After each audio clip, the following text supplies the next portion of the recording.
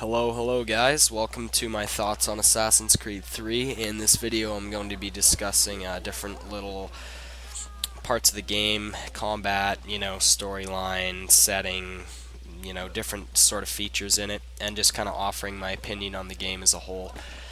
I'll try my best not to compare it to any other games in the franchise, but it might be a little difficult at times. Anyway, without further delay, let's get this show on the road.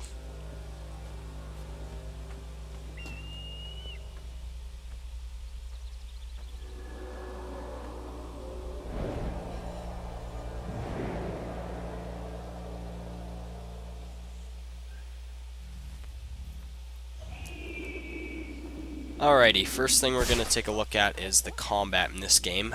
First off, I'd like to say my thoughts on the Tomahawk. The Tomahawk is the most overpowered weapon in this game.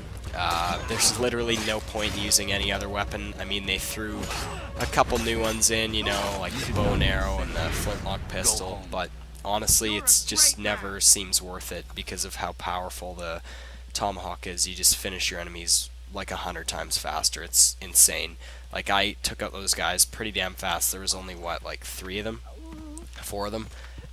People could do it way faster than me. There's no doubt about that. So it's insane. It's an overpowered weapon, and personally, it's it's kind of stupid that they offer you all the other ones because it's like nothing even comes close to it. So anyhow, that's my thoughts on the Tomahawk. Overall combat system in it, pretty good.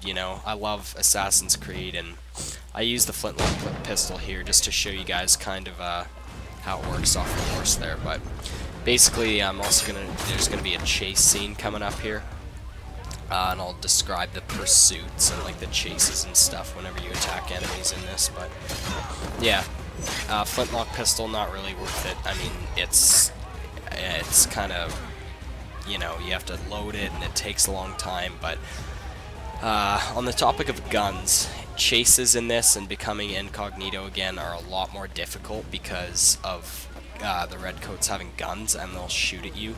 I mean, in the Renaissance with Ezio, they just simply throw rocks at you when you climb up buildings. I mean, they do that now, as you can probably see, but they also will shoot at you, and the gunfire makes it a lot more difficult, a lot more challenging, which is pretty good, right? It's not as easy as in Assassin's Creed 2, is where you just run away and you can escape that easily, which is I like that. I like that. It's good. Makes it a little bit more challenging and a bit more realistic chase, I guess. I guess you could argue that in the Renaissance you could get away with this shit easier than you could in historical America. But yeah. So that's kind of how I feel about the combat system.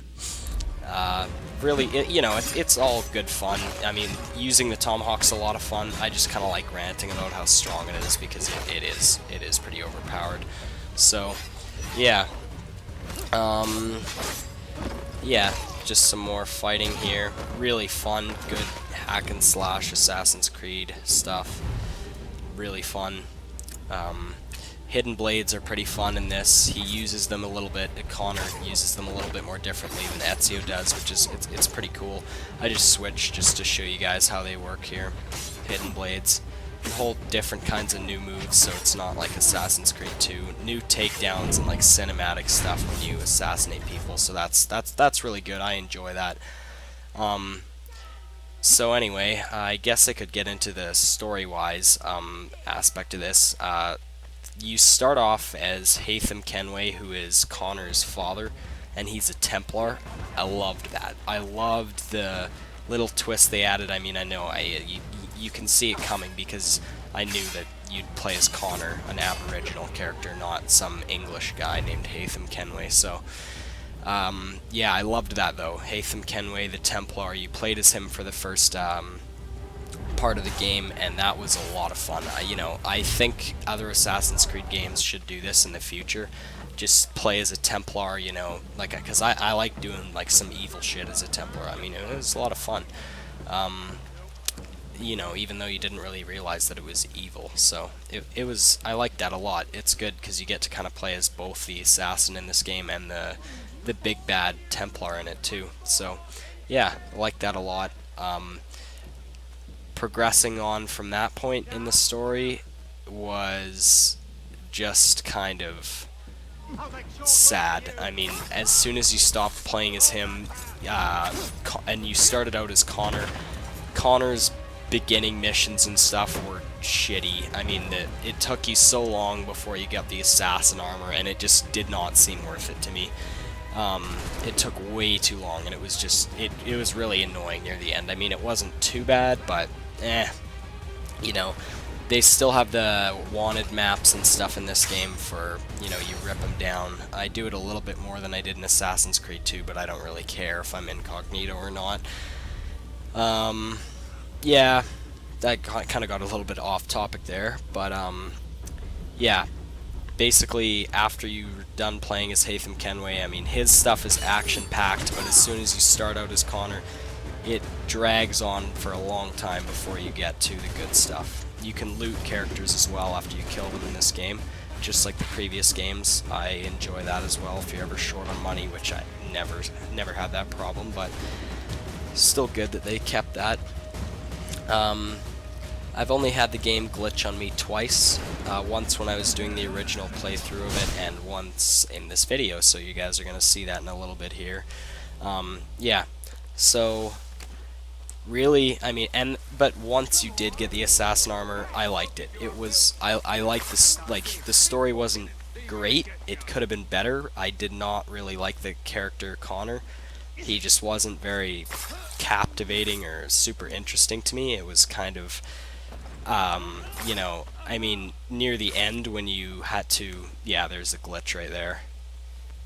Yeah, just fall into oblivion. But yeah, anyway, as I was saying, they put a lot of emphasis on Connor and his friend at the beginning, and like living in the village, or their aboriginal village, and then near the end of the game, when you kill him, there's quite honestly no depth to that at all, and it just seems really shallow to me. Like how, like, his, yeah, you know, he fights him and then he assassinates him. It's as simple as that. I thought it was very shallow, and I did not enjoy that part. Simply because, like, really, all for that, like, he did, like, you know, just the character Connor didn't seem like he really gave too much of a shit at that point. But anyway, that's my opinion on that. The setting, you know, historical America, right? Boston, New York, you know, the frontier. I didn't really like the city areas like Boston and New York. It's not like I didn't like them, like they were still fun, but just as a setting overall, I really preferred Renaissance Italy, the towns and cities there, because those were quite honestly visually like intoxicating whenever I played them, and I loved it. Very, very, very nice visuals in that game, Assassin's Creed 2, right? But, you know, it's not supposed to be as pretty per se, I guess, in this game, like Boston and New York, and, you know, they personally weren't, I didn't really care for them too much. What really grabbed my attention in this game setting-wise was the frontier, because of how much cool stuff you did out there and all that. I'll get into that in a little bit, but, you know, for the most part, I wasn't really crazy about the setting. And, you know, there's not a lot of cool things to climb. You know, a lot of it's, because in Assassin's Creed 2, you could climb, like, you know, big cathedrals and all sorts of crazy buildings. But in this, you know, as you can see here, they're structures of historical significance, like kind of like churches and stuff in these cities. But excuse me if I don't know them really, because I'm not American, I'm Canadian. But, you know, yeah, they were okay, but you know, the setting and like the buildings and stuff in terms of like the climbing, and it wasn't overly interesting. So yeah, horseback riding is another thing in this game. Really useful in terms of transportation. Love it. Works really smooth. Only complaint I had was sometimes like in the chasing with the horses, when you'd be chasing another guy. Wasn't, you know, like, it was difficult, so it wasn't really bad, but sometimes I found some pretty annoying things with the horses, or, I don't know, when you're trying to escape on a horse and then, all, you know, they like it also adds like a little bit of difficulty to it too, because if you think you can just run away on a horse, no, the redcoats will shoot or stab your horse and you'll fall off and you'll have to end up fighting them. So yeah, all really cool stuff there. So yeah, I really did enjoy the frontier though of this game. Really, like in Assassin's Creed 2, it like the countryside was nice, but it wasn't like you couldn't stay in there forever. Like they didn't really add that much stuff to do in there. It was mainly in the cities, which is understandable. But in this game, the frontier has a really big role, actually. There's lots of little towns you can go to along the way there, lots of really cool stuff you can just do out in the wilderness. I really enjoyed that, like homesteading and, hunting and just a lot of this cool stuff in the storyline happened in the frontier as well, so really cool stuff happened. Um, yeah, so here's some footage of the frontier right now. There's hunting there. You can kill rabbits and all sorts of other animals. Um, but and the seasons change too. There's nice autumn colors, fall, winter time and snowing, and it's really cool. As you can see, I'm just killing some animals here in the video, but the parts I loved a lot in the frontier was when the redcoats were on the hill with all the gunfire and stuff. That was it. That was cool. I loved that. That was pretty exciting. Um, yeah, just lots of cool battles and like historical events that you got to play through in the frontier it was really sweet. I loved it. Really sick. The hunting it's pretty fun. I mean, usually in the game when I'd be traveling between cities, I'd usually do a bit of hunting if I saw some intriguing animals. You can skin them and get their pelts and get their grease and their fur and all that good stuff. Their meat. Yeah, there's, as you can see, there's rabbits, there's deer, and there's also bigger game like bears and wolves and stuff and cougars, which is really sweet. So yeah, the hunting it's pretty cool. Once the animals start fighting back, it gets a little bit more interesting. So yeah, just another cool thing they added in this game. Just another thing to add to the frontier, really, because there's lots of, there's always like red coats walking around here, or you'll see, you know, different towns like Concord and like, different like the scenery is really nice, big lakes, forests, do parkour in the trees and like mountains and all that good stuff. Yeah, it's a lot of fun. This is probably the frontier is what I'd praise this game the most for. I really enjoyed it. Um, it's really nice. I love it. There's lots of replay value in it as well, I've found, but I haven't really tapped into that. As you can see, there'll be some elk fighting coming up here. Yeah. So besides that, I also really enjoyed the different, not so much the different, I like the battles in the frontier, but also like the traveling and stuff. Even if you were on a horse, it was just a lot more interesting than just going to like a black screen like in Assassin's Creed 2. So yeah, overall, I'm comparing this game to Assassin's Creed 2 probably because I played them both back to back, but they're both very different games. They're obviously like Assassin's Creed games, you can tell them the same, right? But there's some good things about this game and some bad. Assassin's Creed 2 stuff with Desmond was shitty and boring, but the ones with Desmond in this were actually not bad. I mean, in that temple and stuff, like that's pretty cool. I mean, there were some times where I'd be running around aimlessly, but there were a lot of cool stuff, like that thing in Brazil, that wrestling match with Desmond. That it was really cool. There in the wrestling arena or whatever, where you were in that mission, like sneaking around as Desmond or climbing the skyscraper and all that good stuff. A lot of fun. A lot more captivating than the Desmond missions in Assassin's Creed 2.